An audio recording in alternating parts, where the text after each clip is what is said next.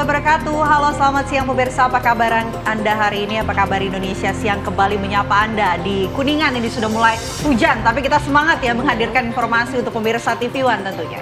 Betul sekali, beragam informasi tentu akan kami hadirkan untuk Anda. Tapi informasi pertama ini adalah informasi mengenai kapal motor Niki Sejahtera yang mengalami kebakaran saat sedang berlayar dari Surabaya menuju Banjarmasin, Kalimantan Selatan pada Kamis siang. Ya, kapal Bakamla RI melalui unsur KN Singalaut 402 berhasil mengevakuasi seluruh penumpang dan juga kru yang diperkirakan sekitar 100 orang lebih.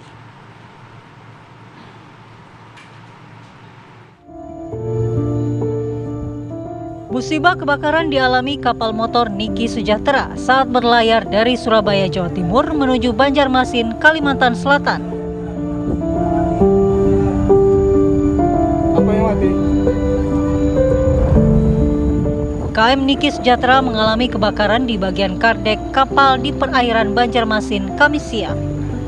Bakamla RI melalui unsur KN Singalaut 402 menerima informasi dari MH100 Kapuas pada pukul 14.00 waktu Indonesia Tengah bahwa KM Niki Sejahtera mengalami kebakaran. Menindaklanjuti informasi tersebut, KN Singalaut 402 segera mendekati KM Niki Sejahtera untuk melakukan operasi pencarian dan penyelamatan. Seluruh penumpang dan kru dikabarkan berhasil diselamatkan dan dievakuasi menuju Pelabuhan Trisakti Banjarmasin. KM Niki Sejahtera membawa muatan yang terdiri dari 9 truk tronton, 26 truk besar, 7 truk kecil, 6 mobil pribadi, 4 sepeda motor, 5 Tosa golongan 2B serta 1 Tosa golongan 3B. Selain itu, kapal ini juga mengangkut 44 kru dan 108 penumpang. Dari Banjarmasin, Kalimantan Selatan, Rahmat Aidi, TV One mengabarkan.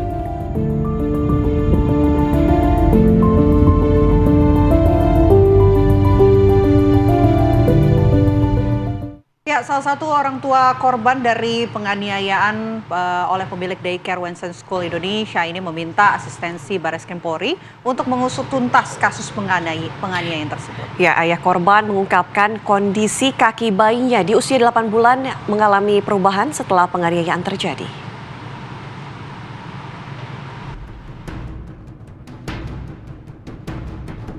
Orang tua korban penganiayaan anak yang dititipkan di Daycare Wensen School Indonesia, Cimanggis, Depok, Jawa Barat, menyambangi Bareskrim Polri untuk membuat aduan.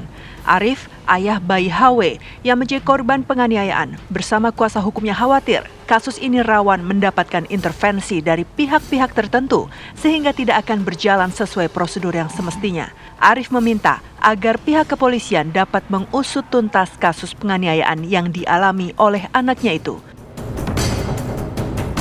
Arif mengungkapkan kondisi naas yang menimpa bayinya ia ketahui dari video viral. Videonya viral ya di media ya. Itu ada 2 anak yang sedang dianiaya oleh pemilik dari Daycare yang merupakan seorang influencer parenting. Ya, yang ternyata itu adalah anak saya. Itu di bulan yang lalu saya merasa ada beberapa keanehan. Lebih tepatnya istri saya yang merasa ada keanehan. Jadi pernah ada suatu ketika kaki anak saya kakinya seperti keseleo atau kesandung salah satunya. Jadi kalau Anda berjalan kakinya tidak mantap, nah seperti itulah. Anak saya belum bisa berjalan, tapi sudah bisa merangkak dan sudah bisa berdiri dengan cara pegang tembok, tapi pada hari itu seperti tergantung sebelah kakinya. Dan setelah saya lihat videonya, ada salah satu video kaki anak saya diinjak. Arif mengaku saat ini pihaknya masih menunggu hasil pemeriksaan medis anaknya. Ia berharap anaknya tidak mengalami cacat atau kelainan fisik akibat perbuatan pelaku. Mbak. Dari Jakarta, Robin Freddy, TV One mengabarkan.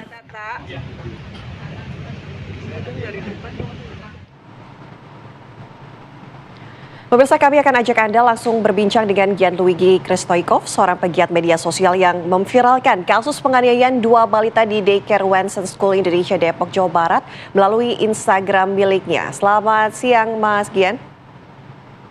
Selamat siang, Mbak. Oke, Mas Gian, ini kan untung saja terungkap ya aksi kekejian seperti ini terhadap anak-anak. Nah, tapi Mas Gian mendapatkan info atau CCTV itu awalnya dari mana, bisa diceritakan, Mas? Jadi di tanggal 27 dari pihak korban menghubungi saya dan rekan-rekan di Komisi.co juga menceritakan tentang masalah ini, dan kami dipertemukan juga dengan lawyer, dan disitulah kami mendapatkan kronologi yang lengkap dari kejadian ini. Jadi setelah itu akhirnya di hari Senin kita akun saya menaikkan berita tersebut gitu.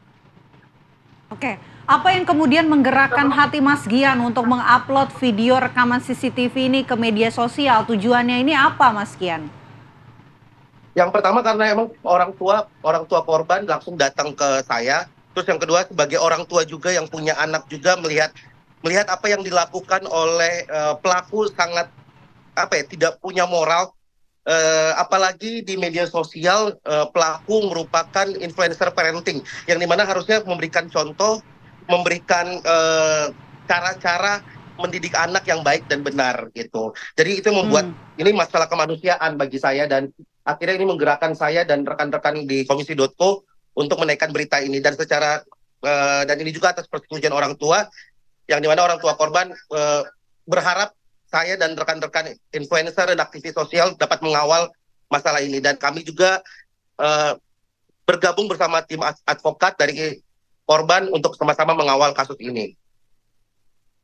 Oke, Mas Gian, sebelumnya mendapatkan CCTV dari orang tua korban. Nah, orang tua korban ini mendapatkan CCTV dari mana? Apakah dari korban, atau maksud kami ada dari pelaku atau dari guru-guru yang berada di daycare tersebut?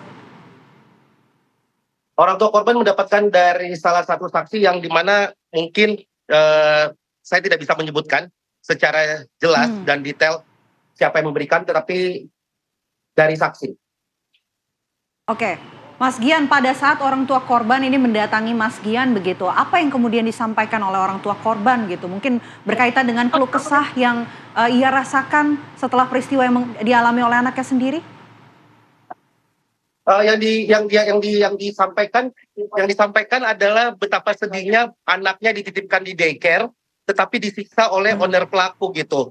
Dan itu yang menggerakkan hati kami sih. Dia mempercayakan anaknya dididik di sana, dititipkan di sana, malah mendapatkan perlakuan yang sangat keji gitu. Dan itu sangat melukai hati dari orang tua korban.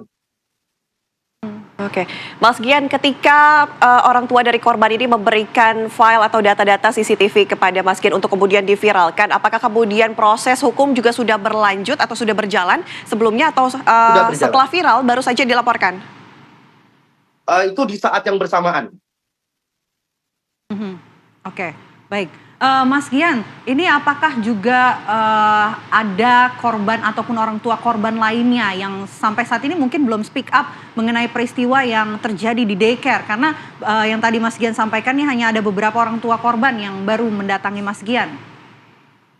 Ya, sebenarnya ada beberapa orang tua korban yang sudah melapor juga ke lawyer, ke Instagram saya dan Instagramnya Komisi.co, tetapi memang mereka tidak berani untuk melaporkan karena bukti yang belum cukup lengkap. Akhirnya sementara ada 2 orang tua korban. Oke. Mas Gian, ketika sudah viral begitu kasus ini, harapannya seperti apa dari @komisi.co, juga seperti apa?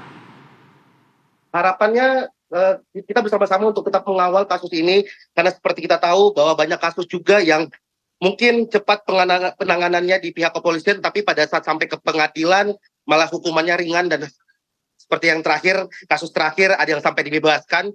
Jadi kami mengharapkan, kami Komisi.co bersama rekan-rekan aktivis sosial dan influencer mengajak masyarakat untuk mengawal kasus ini sampai nantinya pelaku mendapatkan hukuman yang setimpal.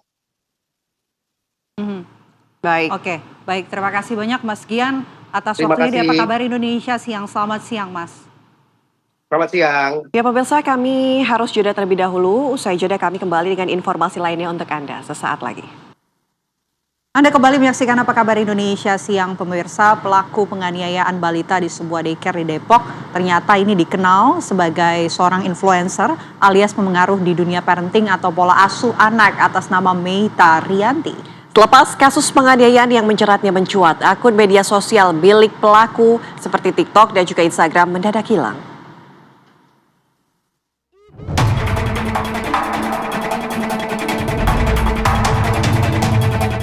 Sosok pemilik daycare Wenson School Indonesia atau WSI di Cimanggis, Depok, Jawa Barat kini tengah menjadi sorotan karena diduga melakukan penganiayaan terhadap sejumlah batita.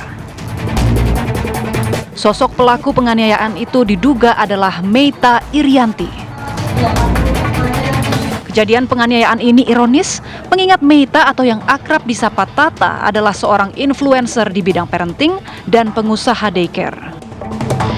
Meita juga dikenal aktif menyuarakan kasus kekerasan pada anak. Meita sering membagikan video parenting dan konten-konten bijak mengenai anak dan ibu melalui akun TikToknya @tata_irianti. Seperti saat Meita mengomentari mengenai kasus seorang siswa yang loncat bunuh diri di sebuah sekolah. Banyak sekali komen dari orang tua itu mempertanyakan kemana gurunya, pengawasan gurunya seperti apa, kok ada sampai anak bisa lompat sendiri seperti itu, bisa bunuh diri, kemana kepala sekolahnya, mana tanggung jawabnya, dan lain sebagainya. Selepas kasus penganiayaan mencuat, akun media sosial milik Meita seperti TikTok dan Instagram telah hilang. Usai menjadi sorotan, latar belakang Tata mulai digali. Meita selain berbisnis daycare, ia juga diketahui mengelola usaha produk kecantikan. Selain itu, ia diketahui pernah bekerja di salah satu portal berita di Indonesia sebagai Direktur Human Resource, namun ia disebut sudah mengundurkan diri sejak Mei 2023 demi fokus pada bisnisnya. Meita merupakan pemilik daycare Wenson School Indonesia atau WSI yang memiliki cabang di Depok dan Tangerang Selatan. Daycare cabang Depok inilah yang diduga menjadi lokasi dugaan penganiayaan terhadap balita. Dalam rekaman, Meita terlihat mencubit, menendang, dan membanting balita tersebut di dalam sebuah ruangan. Perlakuan inilah yang memicu kemarahan netizen yang geram dengan tindakan Meita. Usai viral, penyidik Polres Metro Depok bergerak cepat menangkap Meita terkait dugaan penganiayaan balita berusia 2 tahun sebagaimana terekam kamera pengawas CCTV.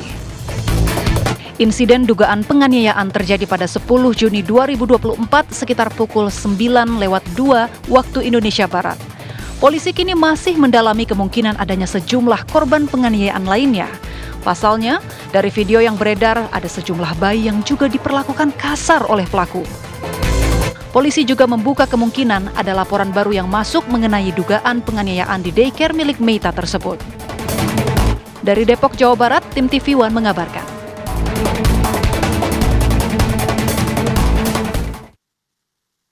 Pemirsa, tempat penitipan anak atau daycare Wenson School di Depok, Jawa Barat kini tak beroperasi buntut dari kasus penganiayaan yang dilakukan oleh pemiliknya.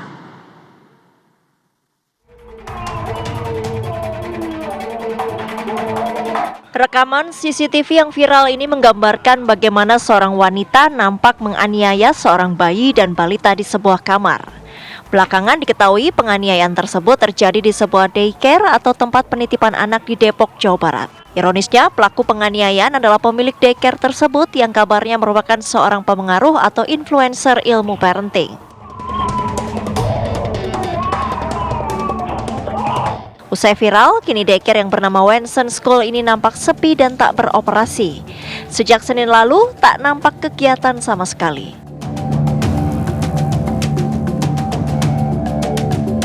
Orang tua dari korban pun telah melaporkan kejadian ini kepada pihak kepolisian dan Komnas Perlindungan Anak Indonesia dengan membawa sejumlah bukti seperti rekaman CCTV dan bukti visum. Dari Depok, Jawa Barat, Felicia Amelinda Mulia Rahman, TV One mengabarkan.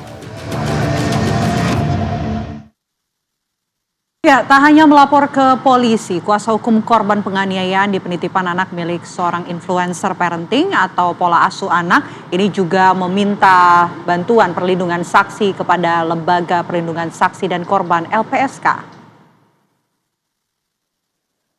Ya, agar para saksi merasa nyaman dan juga aman menceritakan seluruh kekejaman yang terjadi di balik tembok Wensen School, kuasa hukum para korban meminta perlindungan atas para saksi tersebut ke Lembaga Perlindungan Saksi dan Korban atau LPSK.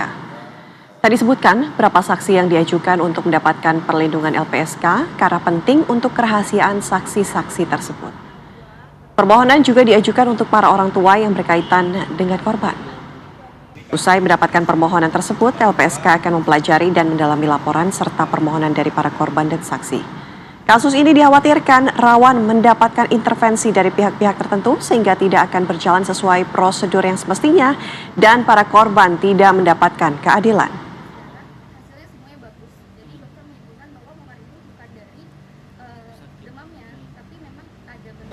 Kita munduran dia kitanya, Pak. Ya, pemirsa, orang tua dan saksi penganiayaan yang terjadi di Daycare Wensen School Indonesia ini meminta perlindungan kepada LPSK didampingi oleh kuasa hukum Leon Maulana. Saat ini sudah tergabung melalui sambungan virtual kuasa hukum dari orang tua korban, Mas Leon Maulana. Selamat siang, Mas Leon. Selamat siang, Mbak Ana, Mbak Vena. Ya, Mas Leon, ini orang tua korban dan juga saksi mendatangi LPSK untuk meminta perlindungan begitu. Apakah memang ada ancaman yang dialami oleh para saksi ini sehingga meminta perlindungan kepada LPSK, Mas Leon? Ya, sebenarnya terkait dengan bentuk ancaman tidak bisa kita sampaikan secara gamblang, tapi mungkin secara praktikal ada yang bisa kami sampaikan bahwa pada tanggal 31 Agustus 2024, pada saat salah satu saksi dilakukan pemeriksaan oleh penyidik Polres Depok, kami sangat menyayangkan karena pada malam itu sekitar jam 22.00 WIB, saksi kita itu ditemukan dengan pelaku. Yang dalam hal ini pelaku baru saja ditangkap juga di malam yang sama dan dilakukan pemeriksaan. Dan bahkan saksi kita bercerita bahwa saksi kita benar-benar berpapasan langsung dan disapa oleh pelaku. Ini kan sebenarnya salah satu bentuk yang perlakuan yang sangat kita khawatirkan di lapangan karena dengan adanya ditemukannya antara pelaku dan saksi ini kan membawa efek secara psikologis, saksi akan tertekan dan hal-hal yang tidak bisa kita bayangkan. Oleh sebab itu kemarin kita langsung terjunkan tim untuk menjemput saksi setelah dilakukan pemeriksaan. Seperti itu, Mbak. Oke, Mas Leon, bisa diinformasikan sejauh ini yang meminta perlindungan artinya dari orang tua korban, saksi-saksi ini siapa saja atau bisa berkenan disebutkan berapa jumlahnya?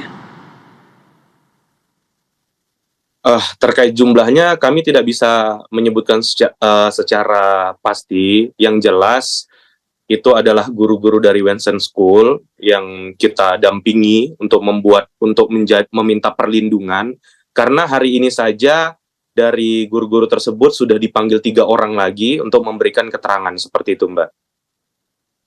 Oke, tapi kalau mengenai perlindungan yang diminta kepada LPSK ini, perlindungan apa, Mas? Apakah agar bisa nyaman dan juga aman begitu pada saat menyampaikan keterangan di persidangan atau seperti apa? Kita minta perlindungan mulai dari proses berjalan di kepolisian, kemudian nanti di kejaksaan, dan juga sampai dengan persidangan berlangsung dan selesai, Mbak, seperti itu.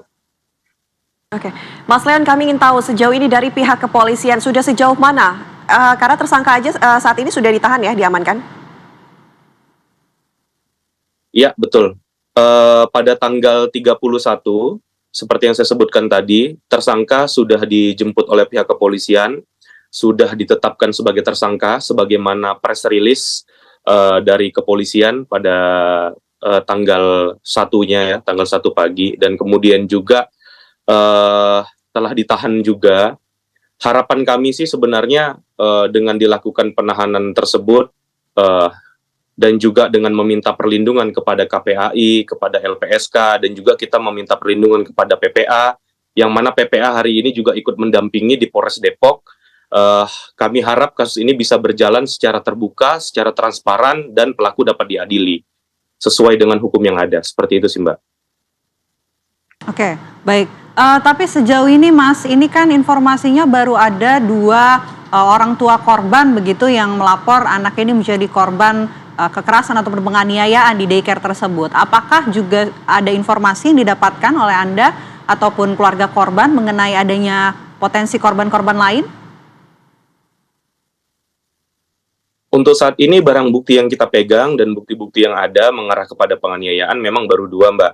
Makanya kemarin juga pada tanggal 30 orang tua korban satunya yaitu Pak Arif sudah membuat laporan di Polresta Depok juga di tanggal bersamaan dengan pada saat kita membuat pengaduan dan juga perlindungan di LPSK berjalan di Mabes Polri, kita membuat Dumas untuk meminta agar kasus ini diberikan atensi khusus dan juga diberikan perlindungan juga, Mbak. Seperti itu. Tapi untuk korban-korban lainnya, harapan kami, jikalaupun memang ada, silahkan hubungin kami bisa, ataupun bisa hubungin KPAI dan lembaga lainnya untuk speak up dan juga untuk laporkan hal tersebut gitu, Mbak.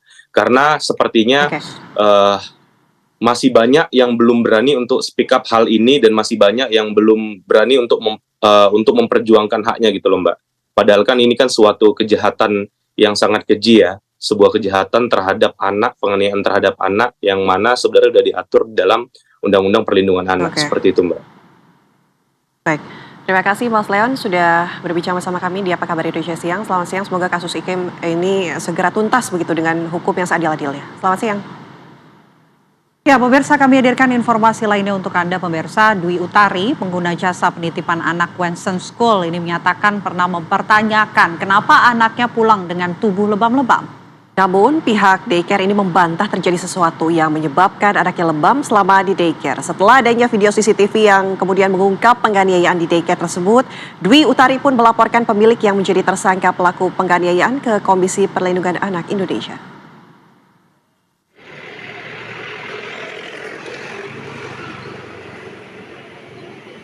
Ibu dari batita korban penganiayaan di tempat penitipan anak Wensen di Depok, Jawa Barat, sebenarnya sudah curiga jauh sebelum terpublikasi video CCTV terjadinya penganiayaan anak di dalam Wensen Daycare. Dwi Utari pernah mendapati ada lebam di tubuh anaknya yang baru berusia 2 tahun sepulang dari tempat penitipan anak. Namun pihak daycare ketika itu membantah penyebab luka lebam terjadi saat anaknya berada di tempat penitipan. Itu tuh cocok dengan bukti yang saya punya, yaitu foto memar-memar di badan anak saya setelah dia pulang dari daycare. Nah, tapi setelah kami tahu, orang tua tahu bahwa anak saya itu memar di bagian tubuhnya, itu kami konfirmasi ke pihak daycare dan mereka menyanggah. Mereka bilang katanya anak saya itu nggak ada jatuh, nggak ada diisengnya sama temannya, nggak terbentuk apapun gitu. Dan jadi kami sebagai orang tua ya positif thinking bahwa memang anak saya memar-memar itu karena sakit, karena memang pada saat itu anak saya sedang demam. Jadi kami bawa anak saya ke pihak dokter dan dokter melakukan screening sampai ke cek lab, tes darah, hasilnya semuanya bagus. Jadi dokter menyimpulkan bahwa memar itu bukan dari demamnya, tapi memang ada benturan atau ada tekanan sehingga badan anak saya memar. Dwi Utari pun melaporkan apa yang dialami anaknya ke Komnas Perlindungan Anak Indonesia (KPAI). Kami sudah menerima pengaduan terkait dugaan penganiayaan yang dialami oleh anak Ibu Rizky yang masih 2 tahun, dan kami sedang dalam tahap melakukan telaah. Jadi memang dari kuasa hukum dan ibu sudah melakukan pelaporan di kepolisian, berkas-berkas sudah kita terima dan beberapa bukti juga kita terima. Pengaduan KPAI tahap berikutnya akan melakukan telaah dan dilanjutkan dengan koordinasi dengan beberapa pihak termasuk dengan pihak kepolisian untuk memastikan kasus ini berjalan sesuai hukum yang berlaku. Pemilik daycare yang juga seorang influencer di bidang parenting saat ini sudah ditetapkan sebagai tersangka oleh polisi. Dari Jakarta, Yoga Kuspratobo, TV One mengabarkan.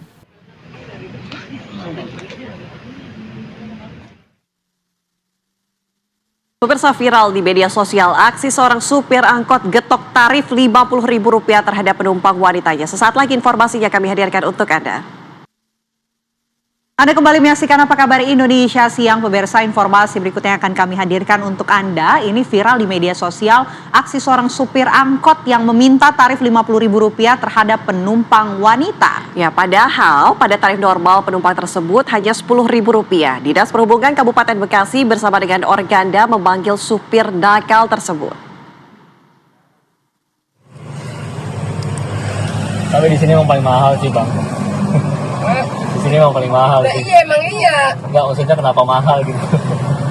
Lah emang harganya segitu, Bang. Saya kagak tahu emang dari sononya segitu. 5 ribuan itu. Minum 5 ribuan kan?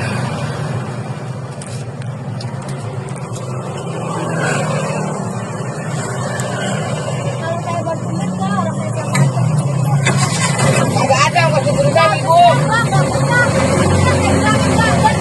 Ya, goblok. Stasiun ada gocek. Makanya orang baru naik angkot untuk stasiun. Ini emang paling mahal sih, Bang. Dalam video amatir yang tersebar di media sosial memperlihatkan aksi seorang sopir angkot meminta tarif Rp50.000 terhadap seorang penumpang wanita. Sempat terjadi adu mulut antar penumpang yang merasa keberatan dengan tarif yang diterapkan sopir angkot tersebut. Aksi getok tarif terjadi pada Senin 29 Juli 2024 lalu. Saksi di lokasi menyatakan, pada mulanya seorang penumpang wanita sedang menunggu bus Prima Jasa dengan tujuan Purwakarta. Angkot 17 jurusan Cikarang Cibarusah yang dikendarai sopir berinisial AW tiba-tiba menghampiri dan menawarkan jasa angkutan ke depan pintu gerbang tol Cikarang Barat. Saat penumpang turun, sopir tersebut meminta tarif Rp50.000, padahal biasanya penumpang hanya membayar Rp10.000.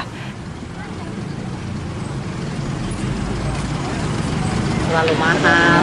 Iya. Kasihan, standar aja ongkosnya. Merasa dirugikan karena itu nggak semuanya seperti itu. Iya. Hanya oknum ya? Ada oknum atau orang-orang yang apa ya, orang bodoh lah buat saya yang supir kayak gitu, mencoreng buat usaha dia dewe kan. Iya. Mestinya nggak bisa seperti itu. Nah, dari pihak Organda, si supir ini mau minta maaf katanya kepada masyarakat luas karena situasi kondisi yang pada waktu itu memang dia alasannya penumpangnya sepi.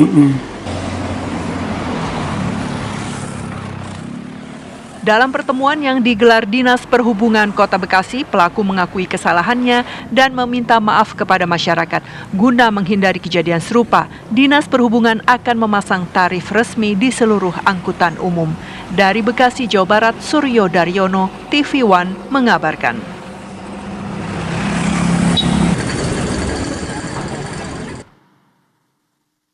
Ya, pemirsa, informasi lain ini masih dari wilayah Bekasi. Puluhan warga di Kecamatan Serang Baru, Kabupaten Bekasi, Jawa Barat mendadak mengalami mual dan juga pusing usai menyantap makanan dari sebuah acara syukuran akikah yang digelar salah satu warga. Ya, diduga puluhan warga tersebut pemirsa mengalami keracunan makanan.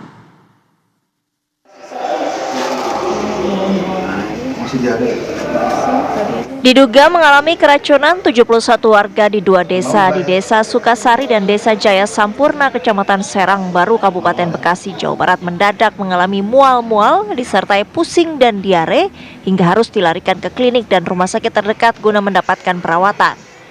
Puluhan warga ini diduga mengalami keracunan.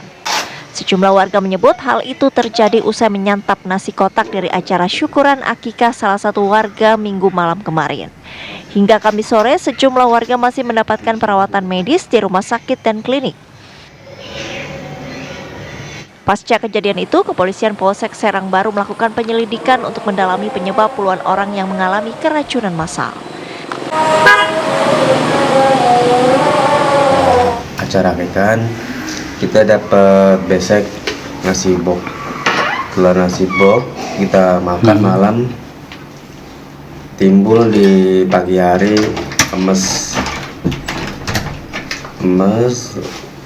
sampai pulang kerja itu ada efek kayak panas dingin, meriang barengan sama istri saya, anak saya juga. Setelah itu buang-buang air besar. Habis itu kita baru kontrol ke rumah sakit. Beberapa korban sudah kita lakukan penanganan, dan saat ini masih ada 3 korban yang dirawat di rumah sakit. Ya. Lalu kemudian setelah kita mendapatkan informasi tersebut, kita sudah melakukan penyitaan terhadap sampel sisa makanan. Selain meminta keterangan dari para korban keracunan, pihak kepolisian juga telah memeriksa sampel makanan dan saksi-saksi. Dari Bekasi, Jawa Barat, Suryo Daryono, TV One mengabarkan.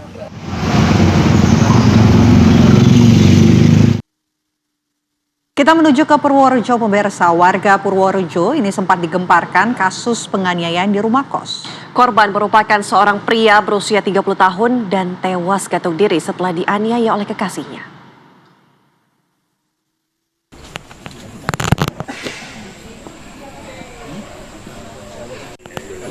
Unit Satreskrim Polres Purworejo berkolaborasi dengan Inavis serta instansi terkait dan keluarga korban melakukan rekonstruksi di TKP.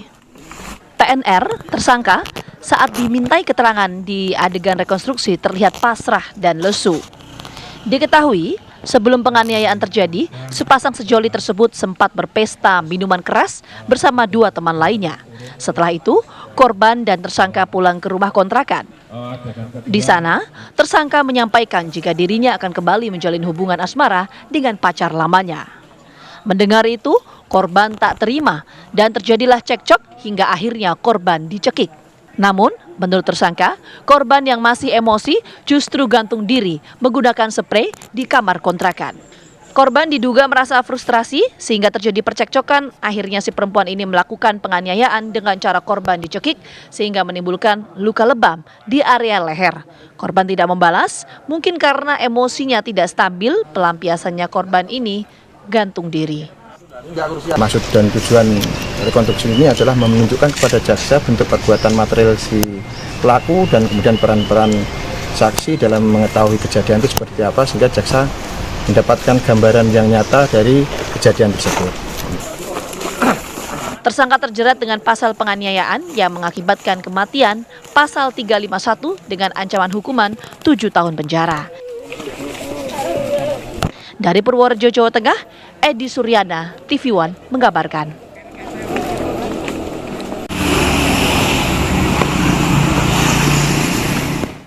Pemirsa, kami hadirkan informasi lainnya untuk Anda ini dari Kabupaten Goa, di mana 3 remaja di Palangka, Kabupaten Goa, Sulawesi Selatan jatuh ke parit sedalam 2 meter saat berboncengan 3 ketika melintas di sebuah jalan yang di sisi kirinya ternyata terdapat sebuah parit. Inilah rekaman peristiwa jatuhnya 3 remaja yang berbonceng 3 ke sebuah parit di Desa Kampili, Kecamatan Palangka, Kabupaten Goa, Sulawesi Selatan.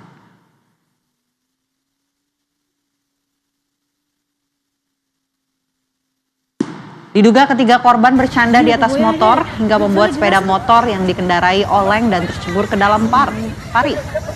Akibat peristiwa tersebut, pemirsa, seorang remaja meskipun sempat dibawa ke Puskesmas Kampili tewas, sementara 2 remaja lainnya dapat diselamatkan oleh warga.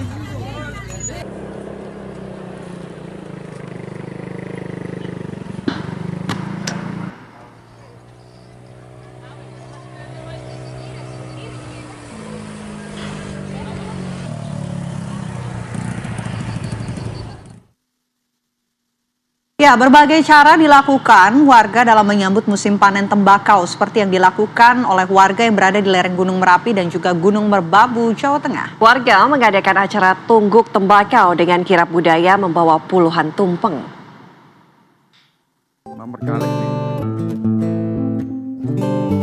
Tungguk tembakau merupakan tradisi turun-temurun yang dilakukan menjelang panen tembakau di Desa Senden Selo, Boyolali, Jawa Tengah. Acara diawali dengan memetik daun tembakau. Setelah ditempatkan di gunungan, daun tembakau dilanjutkan dengan pemotongan tumpeng agung untuk dimakan bersama-sama sebelum kirap dimulai. Kirap diawali dengan berbagai kesenian, dilanjutkan dengan gunungan agung, satu gunungan yang terbuat dari daun tembakau, satu gunungan terbuat dari hasil bumi, dan juga gunungan tumpeng agung, serta disusul belasan tumpeng yang merupakan hasil karya dari 12 dukuh di Desa Senden. Kirap tersebut juga mengundang perhatian warga yang ingin melihat dari dekat. Kirap tersebut dimulai dari tempat pemakaman umum menuju lapangan Desa Senden yang jaraknya kurang lebih 3 km. Yang untuk kirap ini nanti ada rodat. Rodat itu sholawat yang dari ekon masyarakat itu harus, karena itu bersolawat. Terus keduanya reok campur bawur dari Dukuh Kemangen. Setelah sampai di lapangan, acara dilanjutkan dengan penyerahan gunungan kepada sesepuh desa. Dari Boyolali, Jawa Tengah, Agus Sabtono, TV One mengabarkan.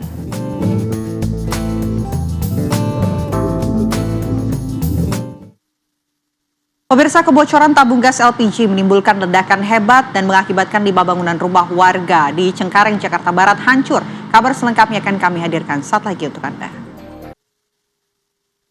Terima kasih masih bersama kami di Apa Kabar Indonesia Siang. Kembali kami hadirkan informasi untuk Anda pemirsa. Kebocoran tabung gas LPG yang menimbulkan ledakan pada Kamis dini hari kemarin ini mengakibatkan 5 bangunan rumah warga di Jalan Kaliandra, Cengkareng, Jakarta Barat hancur.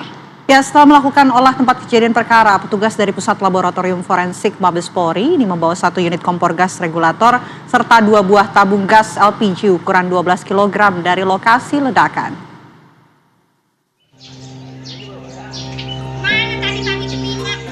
Inilah 5 bangunan rumah warga yang mengalami kerusakan akibat peristiwa ledakan tabung gas LPG di Jalan Kaliandra 5, Perumahan Kencana, Cengkareng, Jakarta Barat. Bahkan salah satu rumah yang menjadi titik awal ledakan nyaris ambruk. Tampak pula 1 kendaraan roda 4 dan roda 2 yang juga hancur akibat kuatnya ledakan tersebut. Menurut Kapolsek Cengkareng, Kompol H. Solowan, dari keterangan 4 orang saksi yang sudah diperiksa, ledakan tersebut terjadi akibat kebocoran tabung gas LPG saat tengah ada aktivitas memasak di salah satu rumah warga. Sementara itu, Pusat Laboratorium Forensik Mabes Polri telah melakukan olah tempat kejadian perkara di lokasi ledakan tabung gas. Setelah melakukan olah TKP, petugas membawa 1 unit kompor gas, regulator, serta 2 buah tabung gas LPG ukuran 12 kg dari lokasi ledakan. Hasil pemeriksaan awal dari lapor bahwa sama halnya dengan pemeriksaan tadi dari tim Gegana Satbrimob Polda Metro Jaya, diduga kuat ledakan dari kebocoran gas LPG di TKP. Akibat peristiwa ini, 3 orang penghuni rumah harus dilarikan ke rumah sakit setelah mengalami luka bakar serius di sekujur tubuh. Hingga kini, ketiga korban ledakan masih menjalani perawatan intensif di rumah sakit. Dari Jakarta, Arif Budiman Saputra, TV One mengabarkan.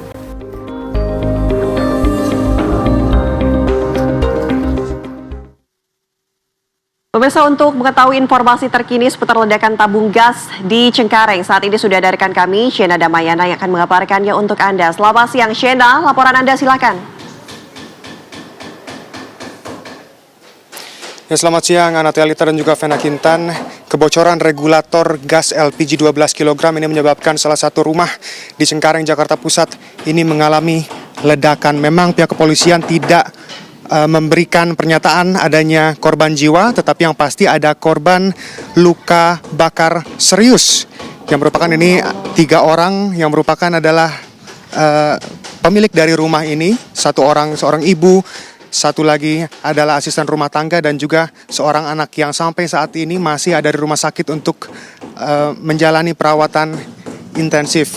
Dan pemirsa, untuk mengetahui kejadiannya seperti apa atau kronologinya, saya sekarang sudah bersama dengan Bapak Suwandi yang saat kejadian Bapak memang ada di sini ya Pak ya? Memang saya olahraga, biasanya olahraga setiap hari jam 5. Tapi nggak tahu pada kemarin pagi kurang 10 menit saya sudah jalan.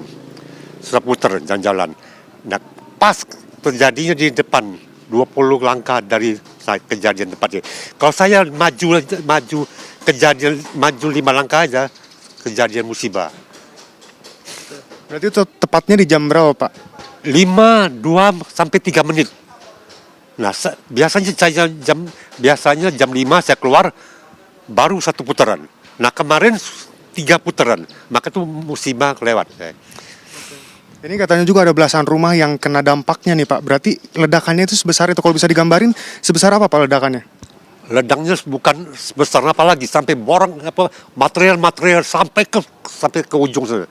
Terus sampai se-RT material pada bubar, genteng-genteng pada bubar keluar semua. Sampai kalau dia dipikir nggak mungkin, sampai besi-besi sampai kena orang terus sampai ke belakang. Kebenaran saya di sini untung nggak kena apa-apa. Ya Tuhan lah yang melindungi saya. Itu memang kalau secara pikir logika tuh nggak mungkin saya tuh nggak kena, nggak mungkin saya nggak kena. Tetapi saya nggak apa-apa. Untuk rumah Bapak sendiri ini apa aja Pak yang hancur? Bisa dilihat, hancur, kaca-kaca semua hancur. Yang tingkat 3 juga hancur. Hancur, semuanya coba bisa lihat di sini, di plafon, kaca-kaca semua hancur. Untunglah waktu itu cucung saya nggak apa-apa. Iya. Berarti untuk kedepannya ini sendiri Bapak ada antisipasi nggak terhadap LPG di rumah Bapak? Apakah nantinya bakal masak lagi atau bakal lebih memilih untuk beli makanan dari luar? Enggak, itu suatu musibah gitu lah. Kita jangan terlalu itu ya, musibah. Mungkin human error. Itu human error mungkin. Saya nggak mengatakan itu pasti human error. Nah saya heran waktu itu kenapa? Bukan harusnya di rumah itu bau gas. Itu sudah jelas bau gas. Karena ruangnya tertutup kan. Ruang tertutup harus.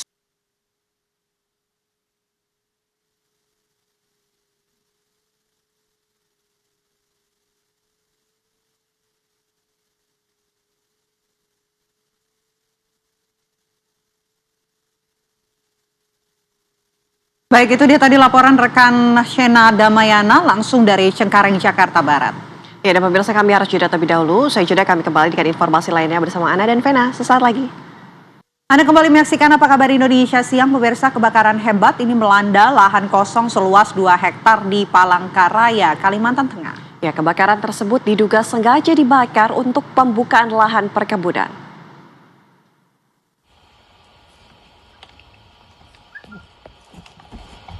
Inilah video pantauan udara yang memperlihatkan terjadinya kebakaran lahan di kawasan Kecamatan Rakumpit, Kota Palangkaraya. Kebakaran lahan ini terjadi 2 hari lalu. Kuatnya kobaran api dan hembusan angin kencang membuat api sulit dipadamkan. Selain itu, sulitnya jalan dan sumber air yang minim membuat petugas kewalahan memadamkan api. Bahkan, beberapa petugas berusaha memadamkan api dengan alat seadanya menggunakan dahan pohon agar api tidak merembet ke lokasi lain. Dugaan sementara kebakaran lahan ini sengaja dibakar untuk pembukaan lahan oleh oknum tidak bertanggung jawab. Untuk di lokasi Rakumpit kami sudah melakukan pemadaman 2 hari. Untuk luasan yang dipadamkan? Kurang lebih 20 hektar. Lebih 20 hektar. Ya. Apa kendala saat pemadaman? Akses menuju titik api jauh dari jalan poros dan sumber air juga jauh dari titik api. Akses menuju lokasi tempatnya jurang. Kobaran api berhasil dijinakkan setelah petugas berjibaku selama 2 hari memadamkan api. Hingga saat ini petugas masih melakukan penyemprotan agar api benar-benar padam. Dari Kota Palangkaraya, Kalimantan Tengah, Didi Syahwani, TV One mengabarkan. Itu mang kanan mang.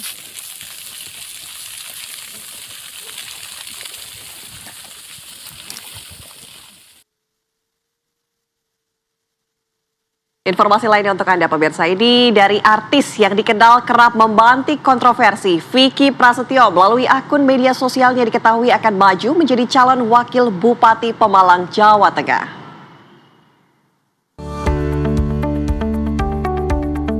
Sebagaimana dengan gaya khasnya, Vicky pun menyampaikan orasi untuk mendapatkan kepercayaan dan dukungan dari warga Pemalang.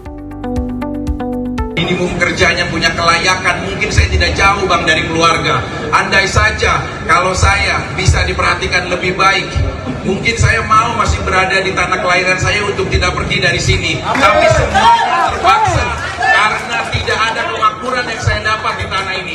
Jadi hal seperti itu yang mendorong saya, ayo sama-sama. Ini tidak bisa menjadi PR hanya pekerjaan pemerintah, tapi minimal ini akan menjadi PR untuk kita semuanya, dari sistem eksekutif, legislatif, ataupun rakyat secara masif. Mari, sekarang saatnya kita dedikasikan untuk membuat Kabupaten Pemalang untuk menjadi lebih baik. Andai kata ungkapan saya mungkin ditolak Kalimantan minimal ungkapan saya bisa diterima untuk seluruh warga Pemalang. Ya. Ada satu quote yang menarik. Belum diketahui Vicky akan maju dengan dukungan partai apa, serta bakal berpasangan dengan siapa dalam kontestasi pemilihan Bupati dan Wakil Bupati Pemalang, Jawa Tengah kelak. Tim TV One mengabarkan.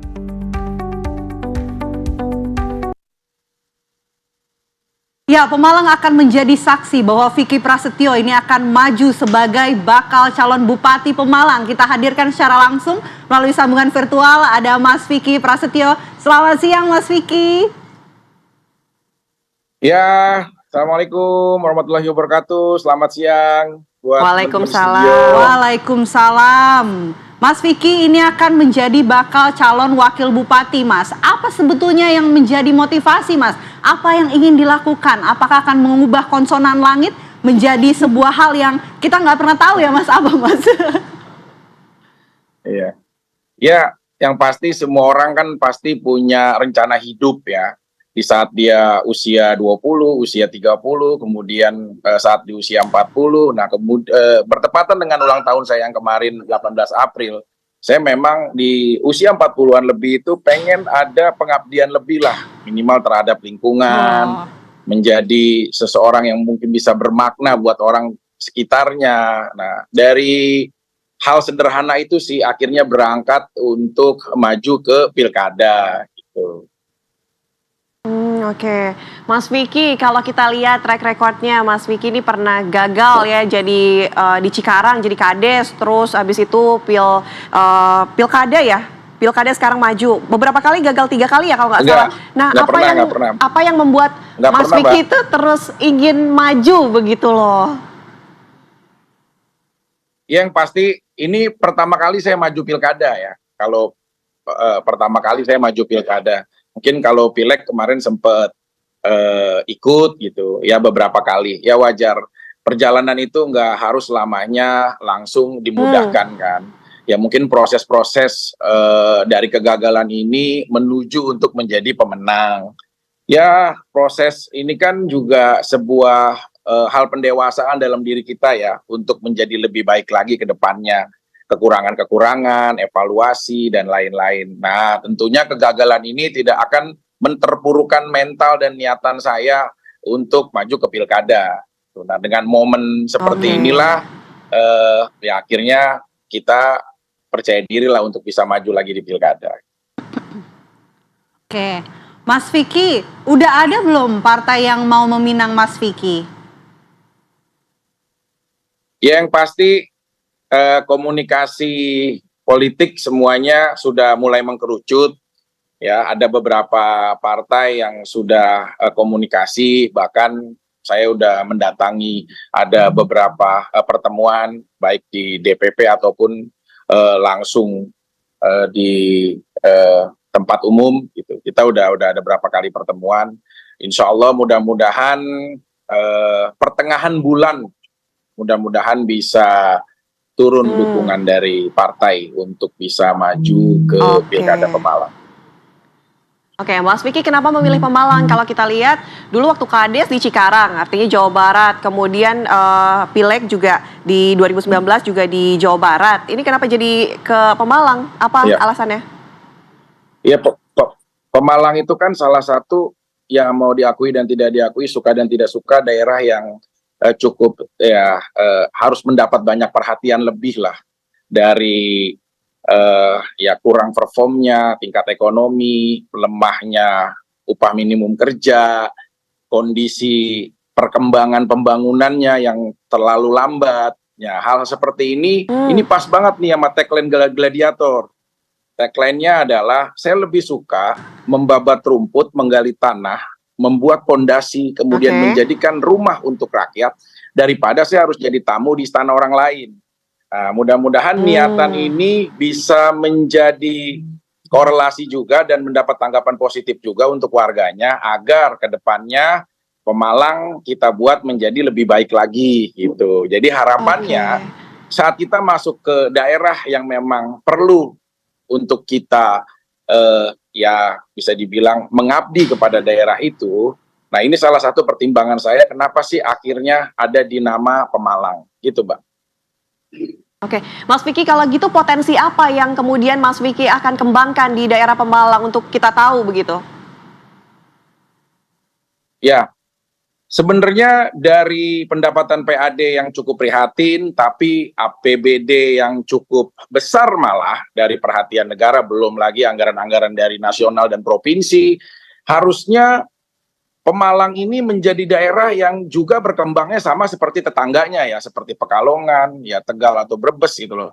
Nah, di sini kesalahannya mungkin sepertinya ada ya SDM dari pejabat-pejabat sebelumnya atau apapun bentuknya yang mungkin akhirnya jadi menghambat. Nah, kesalahan-kesalahan sistem dari manusianya, maka ini yang akhirnya menjadi beberapa program-program saya seperti memberantas mafia proyek ya, yang udah menangani misalkan nanti jalan-jalan infrastruktur jalan atau apapun, terus juga ada membereskan juga permasalahan sampah pastinya yang memang di daerah ini sangat menjadi perhatian juga gitu loh. Terlebih ada daerah-daerah wisata yang orang nggak tahu bahwa Pemalang tuh punya tempat-tempat wisata dengan keindahan yang luar biasa, tapi tidak punya exposure lebih gitu loh.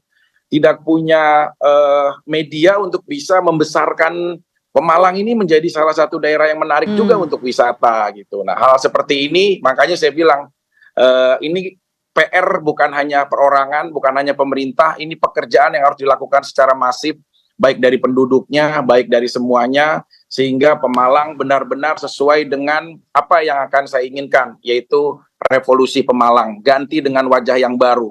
Stop semuanya hal-hal yang mungkin bisa mengkhawatirkan rakyat. Jadi ya sistem-sistem dan lain-lain yang mungkin akan bermasalah dari SDM-nya, ataupun kebijakan dan penyelewengan kewenangannya, terbukti ada pejabat sebelumnya yang sampai terproses oleh KPK. Gitu. Waduh, ternyata persiapan yang sudah dilakukan Mas Vicky ini matang ya, program-program apa yang ingin dilakukan. Karena biasanya kalau lihat Mas Vicky ini di TV atau di media sosial ini lucu ya. Ada kata-kata yang unik begitu yang keluar. Ini gimana Mas meyakinkan masyarakat Pemalang kalau Mas Vicky ini kali ini serius begitu? Ya, yang pasti identitas diri kita kan memang ada dua kehidupan.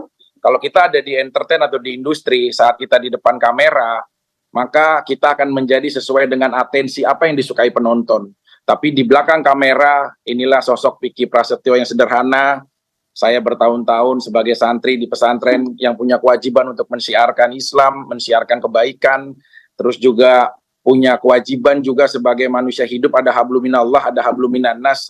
Mungkin dengan bentuk apabila menjadi pemimpin ini bisa dibukakan pintu dukungan ya, khusus masyarakat Pemalang, ya, jadi dia bisa melihat sosok seorang Vicky Prasetyo yang sebenarnya. Tapi semua kembali lagi kita hanya milik publik, kita berserah hati dan bermurah hati untuk apapun orang menilai tentang kita, gitu Mbak. Baik, terima kasih Mas Vicky dengan visi misi yang tadi sudah diutarakan, keseriusannya ingin membangun potensi dari Pemalang ini semoga sukses, semoga rakyat juga mendengar keseriusan Mas Vicky. Kalau memang tadi ada dua pribadi gitu, kalau di entertain memang seperti itu, tapi kalau misalnya di dunia politik serius begitu ya Mas Vicky. Terima kasih sudah bergabung di Apa Kabar Indonesia Siang, selamat siang. Ya. Sama-sama, Ya, terima pemirsa, kasih. seorang wanita hamil ini terpaksa bersalin di perjalanan akibat jarak dan juga jalan rusak. Informasi selengkapnya saat lagi untuk Anda. Ada kembali di Apa Kabar Indonesia Siang, kembali kami hadirkan informasi untuk Anda pemirsa. Ini seorang wanita hamil terpaksa bersalin di perjalanan di Kecamatan Parung Panjang, Kabupaten Bogor pada Rabu siang. Ya, persalinan terpaksa dilakukan di dalam ambulans karena jarak tempuh dan medan jalan rusak. Ya. Kajeng. Sebetulnya selamat behla.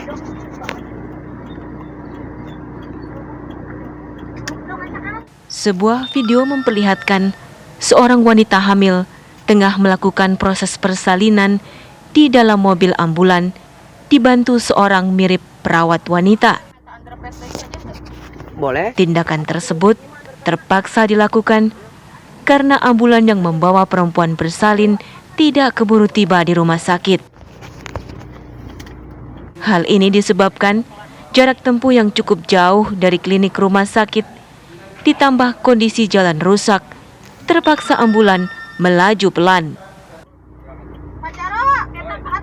Sekitar 6 km perjalanan, bidan meminta sopir ambulan menepi untuk melakukan proses persalinan darurat. Pak Jaro, oke, nuhun jasa. Tadi ditelepon dari bidan yang di Kelapa Ciu. Infonya ada pasien mobil yang mau melahirkan. Sudah kita jemput, arah kesininya kan memang jalannya kan nggak baik, ini kan banyak lubang. Kita nggak bisa bergerak cepat. Terus banyak goncangan, gitu kan, kita nggak bisa gerakan cepat. Itu kita tadi kecepatan 20 aja itu udah baik, pasien di stretcher ini udah guling-guling. Diketahui, ibu hamil bernama Nurfalah, usia 18 tahun. Saat ini, ibu bersama bayi didampingi bidan berada di rumah sakit di wilayah Tangerang, Banten untuk mendapatkan perawatan intensif pihak medis. Dari Bogor, Jawa Barat, Eko Hadi, TV One mengabarkan.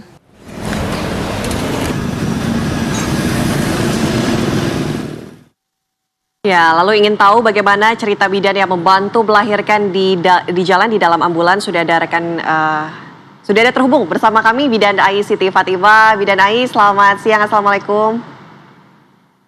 Waalaikumsalam, selamat siang Mbak. Ya, Bu Ai, kalau misalnya boleh tahu nih ceritanya kemarin sampai akhirnya melahirkan di dalam mobil, itu ceritanya seperti apa? Ada kesulitan nggak yang dialami dalam persalinannya? Kalau persalinannya alhamdulillah lancar, cuman dirujuk tuh karena tidak memungkinkan pasien untuk melahirkan di klinik saya, makanya saya rujuk gitu. Pasien terkendala sesak. Ya. Oke. Pada saat itu di ambulans kalau memang mulai merasa bahwa oh ini sudah harus melahirkan di dalam ambulans, ini bagaimana begitu Bu Ai bisa tahu begitu untuk kemudian memberikan bantuan kepada pasien? Ya, pas di jalan pasien udah kelihatan geden-geden ya. Terus saya minta bapak supir buat menepi ke tempat yang tidak terlalu rame gitu. Setelah saya periksa ternyata pembukaan sudah lengkap. Ya mau tidak mau dengan alat seadanya saya tolong. Alhamdulillah bayi sehat, ibunya pun sehat. Bu Ai, kalau di perjalanan ini artinya memang sudah mau melahirkan begitu, namun harus dirujuk karena ada sesak nafas di perjalanan. Atau pada saat sesak nafas ini pada saat di klinik? Pada saat di klinik, makanya saya rujuk. Kalau misalkan pasiennya tidak mungkin untuk melahirkan di tempat saya. Sebelumnya juga saya udah konfirmasi ke dokter, konsultasi, kata dokter segera dilakukan rujukan ke rumah sakit. Makanya saya nelpon ambulan buat cepet-cepet tuh pasien dibawa ke rumah sakit gitu. Oke, kalau jarak untuk sampai ke rumah sakit apakah pada saat itu masih cukup jauh sehingga pada akhirnya mengambil keputusan untuk melahirkan di tepi jalan? Sebenarnya kalau misalkan disebut jauh sih enggak ya, cuman kita terkendalanya jalannya aja gitu. Oke. Jalan yang rusak ya Bu ya? Iya, jalannya Memang rusak. apa yang aja dirasakan gitu. oleh ibu hamil tersebut ketika menaiki mobil jalan rusak, itu sudah merasakan mules-mules kontraksi begitu? Iya, udah ada kontraksi, udah pembukaan 56. Nah, makanya kalau pas di klinik itu 56? Iya, pas di klinik itu 56. Terus juga Pak. Bu Ai, ini kan akhirnya dengan alat seadanya membantu persalinan untuk ibu atau pasien tersebut begitu. Ini saya tidak bisa membayangkan begitu dengan peralatan seadanya, Bu Ai bisa begitu membantu pasien dan alhamdulillah kondisinya sehat dua-duanya. Gimana ceritanya Bu? Iya, saya bilang ke pasiennya, ibu saya tolong, ibu juga mesti nolongin saya gitu. Ternyata pasiennya kuat, alhamdulillah. Jadi nggak lama itu pasien ngedennya itu nggak terlalu lama, alhamdulillah. Oke, Bu Ai, kalau ini menangani melahirkan di perjalanan begitu dengan kondisi seadanya, ini pengalaman pertama kali atau sebelumnya juga pernah ada yang seperti ini? Pernah ada, ya sebelumnya juga ada. Itu bagaimana ceritanya, sama atau sering kali seperti ini? Nggak sering sih, cuman gimana ya, kalau lahiran kan kita tidak bisa memprediksi kapan bayinya lahir. Jadi kalau waktunya kita mau tidak mau, bayi itu harus segera mungkin kita lahirkan gitu, Mbak. Dengan alat seadanya pun gitu. Apa yang waktu itu disampaikan oleh ibu dari pasien yang waktu itu dibantu oleh Bu Ai untuk melahirkan ini setelah berhasil melahirkan anaknya dengan selamat gitu, Bu Ai? Iya, terima kasih Bu Bidan gitu sudah menolong saya, gitu aja. Oke, Bu Ai, kami juga ingin tahu, ini kan tadi dikatakan sudah pembukaan 5, pembukaan 6, kan pembukaan 10 baru melahirkan begitu ya, itu kan kontraksinya kalau biasanya tuh cepat ya. Bu Ai, kenapa memutuskan untuk kemudian merujuk begitu? Karena ketika lahiran di ambulans saja kondisinya alhamdulillah masih baik ya? Iya. Alhamdulillah.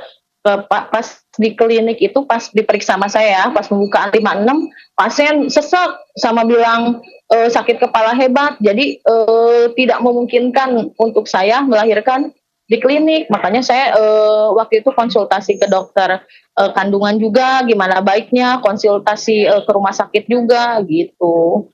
Makanya pasien harus segera dirujuk. Tapi alhamdulillah pasien bisa lahir dengan selamat meskipun itu di jalan dengan alat seadanya. Alhamdulillah, syukur kalau gitu. Yang penting dalam kondisi baik, ibu dan anak. Terima kasih banyak Bu Ai atas jasanya sudah membantu pasien. Sama-sama. Semoga sehat selalu Bu Ai. Terima kasih, selamat siang. Amin. Selamat siang. Ya pemirsa, kami harus jeda terlebih dahulu. Saya jeda, kami kembali dengan informasi lainnya untuk Anda sesaat lagi. Ya, pemirsa, sudah ada rekan Faris Noval yang akan menginformasikan bagaimana jalannya sholat gaib di Masjid Istiqlal Jakarta. Faris, silakan dengan laporan Anda. Baik, selamat siang Ana dan juga Vena dan pemirsa. Baru saja tadi dilaksanakan sholat gaib bagi pemimpin Hamas Ismail Haniyeh di Masjid Istiqlal usai sholat Jumat yang diimami oleh Imam Besar Masjid Istiqlal Nasaruddin Umar sekitar pukul 13 waktu Indonesia Barat. Dan turut hadir juga yang mengikuti rangkaian mulai dari sholat Jumat dan juga sholat gaib. Tadi ada Duta Besar Palestina untuk Indonesia Zuhair Al-Sun bersama dengan Duta Besar Iran untuk Indonesia Muhammad Borujerdi. Dan tadi juga mereka menyampaikan rasa bela sungkawa yang mendalamnya, terutama tadi Dubes Palestina Zuhair Al-Sun menyampaikan bahwa peristiwa ini sangat menyakitkan baik bagi warga Palestina, Iran maupun umat Islam di seluruh dunia. Dan Dubes Iran Muhammad Borujerdi pun menyampaikan hal yang sama dan ia mengutuk keras apa yang telah dilakukan oleh Zionis Israel dalam 1 tahun belakangan terhadap Palestina, karena 70% korban merupakan anak-anak dan juga perempuan yang tak berdosa. Mereka mengatakan bahwa baik Palestina ataupun Iran tidak akan tinggal diam melihat peristiwa ini, terutama setelah tewasnya pemimpin Hamas Ismail Haniyeh di Iran. Mereka akan membalas tindakan dari Zionis ini dengan balasan yang setimpal bahkan lebih. Dan mereka tadi juga mengucapkan apresiasi yang sangat tinggi, Ana, Vena, dan pemirsa, terhadap seluruh masyarakat Indonesia, mulai dari tingkat kementerian, lembaga, ormas-ormas Islam khususnya, yang tetap setia mendukung Palestina dalam konflik Timur Tengah yang memang tiada henti ini. Dan Dubes Iran dan Dubes Palestina juga sependapat bahwa sosok almarhum Ismail Haniyeh, pemimpin Hamas ini, merupakan seorang pejuang yang rela mengorbankan segalanya demi tanah air Palestina. Bahkan tadi juga disampaikan oleh Dubes Iran Muhammad Borujerdi bahwa kurang lebih total 60 anggota keluarga dari almarhum Ismail Haniyeh ini telah lebih dulu gugur atau meninggal dunia di peperangan antara Palestina dan Israel. Tadi juga sangat ramai saya lihat di Masjid Istiqlal, ratusan lebih jemaah yang mengikuti mulai dari rangkaian sholat Jumat hingga sholat gaib bagi pemimpin Hamas almarhum Ismail Haniyeh dan juga para pejuang-pejuang Palestina lainnya yang telah gugur lebih dulu dalam konflik Timur Tengah antara Palestina dan juga Israel. Sementara demikian, kembali ke studio. Baik, terima kasih laporan Faris Noval dari Masjid Istiqlal, Jakarta. Selamat bertugas kembali. Ya, pemirsa, Wakil Presiden RI ke-10 dan ke-1 Yusuf Kala hadiri pemakaman pemimpin Hamas Ismail Haniyeh di Doha, Qatar. Ya, Yusuf Kala ini bertolak ke Qatar pada Kamis petang melalui Bandara Soekarno-Hatta. JK didampingi mantan Menteri Hukum dan Hak Asasi Manusia Hamid Awaludin. Menurut Wapres periode 2004-2009 dan 2014-2019 ini, kehadirannya dalam pemakaman Haniyeh adalah sebagai delegasi Indonesia. Keberadaan perwakilan Indonesia juga sebagai bentuk harapan dari rakyat Palestina.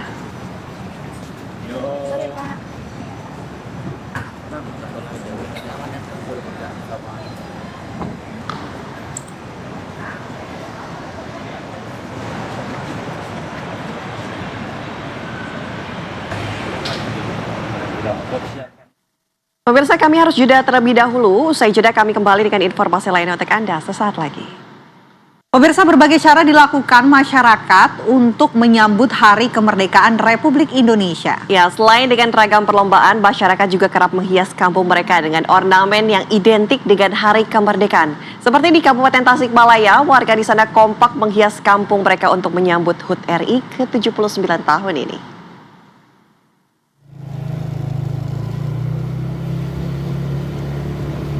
Jalan raya sepanjang 250 meter di salah satu kampung bordir yang berada di Kampung Cibahong, Desa Sukamena, Kecamatan Sukarame, Kabupaten Tasikmalaya, Jawa Barat, disulap menjadi sebuah lorong bendera merah putih. Menghias jalan menjelang Hari Kemerdekaan ternyata merupakan aktivitas rutin yang dilakukan warga Kampung Cibahong. Setiap tahunnya, tema yang digagas selalu berbeda-beda. Masyarakat menggunakan kain merah dan putih sepanjang 1.500 meter. Menariknya, biaya untuk menghias kampung mereka didapat dari hasil swadaya masyarakat yang mayoritas menggeluti usaha bordir. Banyak yang menyebut juga kampung ini sebagai kampung bordir. Proses pembuatannya memang memakan waktu cukup lama. Warga turun langsung berkolaborasi membuat kain sejak bulan Juli lalu. Tak hanya lorong merah putih, ornamen anyaman bambu juga dilengkapi lampu turut dipasang. Lampu-lampu hias juga ditambahkan di sepanjang lorong hingga mempercantik lorong merah putih di waktu malam. Selain itu, gapura yang menjulang tinggi juga dibangun. Ornamen hiasan berisi foto sang proklamator sekaligus Presiden RI pertama Soekarno dan wakilnya Muhammad Hatta dipajang di sudut jalan. Tak ketinggalan replika pesawat dari bambu yang juga dipasang untuk menarik minat warga. Selain lorong merah putih, terdapat juga patung burung Garuda yang terbuat dari besi 6 mm. Menurut tokoh masyarakat setempat, ide menghias kampung ini dilandasi untuk memberi penghormatan kepada pahlawan bangsa yang sudah berjuang untuk kemerdekaan tanah air. Proses pembuatan lorong merah putih ini membutuhkan waktu 1 bulan dan menghabiskan dana 15 juta rupiah dari swadaya masyarakat. Pengen seperti ini tuh berapa lama untuk jadi seperti ini, Kang? Untuk tahun sekarang ini kira-kira sebulan lah. Awal Juli udah mulai sibuk di sini gitu, mempersiapkan untuk lorong merah putih ini. Sekaligus di sini kan sekalian ada perayaan imtihanan di kampung Cilingga ini. Selain pemandangan hiasan bendera, pengunjung juga bisa menikmati jajanan kuliner kampung setempat. Lorong merah putih ini paling ramai dikunjungi pada malam hari, khususnya malam minggu. Karena tampak lebih indah dengan lampu-lampu yang menyala. Dari Tasikmalaya, Jawa Barat, Denden Ahdani, TV One mengabarkan.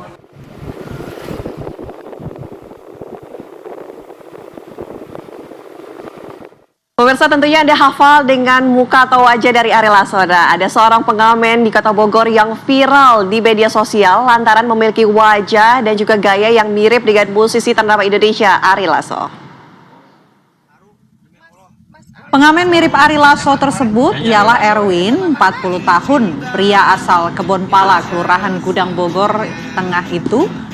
Memang telah dikenal lama memiliki paras yang mirip dengan mantan vokalis Dewa 19 di era 90-an tersebut. Gaya rambut panjang terurai dan aksesoris kacamata yang melekat di wajahnya semakin membuat Erwin nampak serupa dengan Ari Lasso. Tidak sedikit warga yang sadar bahwa Erwin mirip penyanyi terkenal Ari Lasso. Awalnya tidak menyangka bakal viral di jagat media sosial. Bahkan ia sempat bertanya apakah dirinya memang mirip Ari Lasso. Namun, ia sama sekali tidak menghiraukan komentar orang dan juga netizen. Bahkan ia sendiri mengungkapkan ingin bertemu Ari Lasso secara langsung.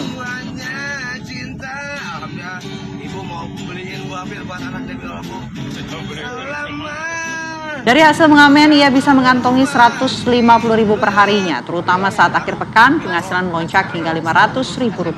Nyanyi Ari Lasso, sama mana? Cinta yang sesungguhnya dan kau dapat dari diri.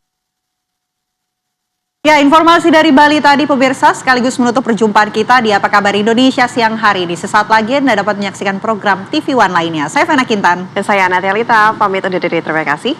Sampai jumpa.